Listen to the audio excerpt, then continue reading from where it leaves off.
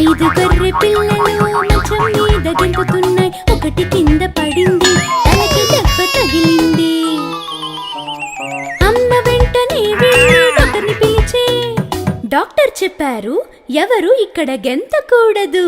వద్దు వద్దు వద్దు పిల్లలు, ఈ మంచం మీద ఎవరు గెంతకూడదు. నాలుగు పిల్ల గొర్రెలు మంచం మీద గెంతుతున్నాయి. ఒకటి కింద పడింది, ముక్కుకి దెబ్బ తగిలింది. అమ్మ వెంటనే వెళ్ళి డాక్టర్ని పిలిచే. డాక్టర్ చెప్పారు, ఎవరు ఇక్కడ గెంతకూడదు. వద్దు వద్దు వద్దు పిల్లలు, ఈ మంచం మీద ఎవరు గెంతకూడదు. మూడు పిల్ల గొర్రెలు మంచం మీద గెంతుతున్నాయి. ఒకటి కింద పడింది, కాలుకి దెబ్బ తగిలింది. అమ్మ వెంటనే వెళ్ళి డాక్టర్ని పిలిచే. డాక్టర్ చెప్పారు, ఎవరు ఇక్కడ గెంతకూడదు. వద్దు వద్దు వద్దు పిల్లలు, ఈ మంచం మీద ఎవరు గెంతకూడదు.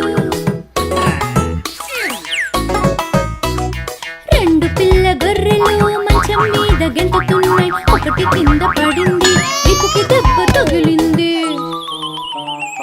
అమ్మ వెంటనే వెళ్ళి డాక్టర్ని పిలిచే. డాక్టర్ చెప్పారు, ఎవరు ఇక్కడ గెంతకూడదు. వద్దు వద్దు వద్దు పిల్లలు, ఈ మంచం మీద ఎవరు గెంతకూడదు. ఒక్క పిల్ల గొర్రె మంచం మీద గెంతుతుంది. అది కింద పడింది, తలకి దెబ్బ తగిలింది. అమ్మ వెంటనే వెళ్ళి డాక్టర్ని పిలిచే. డాక్టర్ చెప్పారు, ఎవరు ఇక్కడ గెంతకూడదు. వద్దు వద్దు వద్దు పిల్లలు, ఈ మంచం మీద ఎవరు గెంతకూడదు.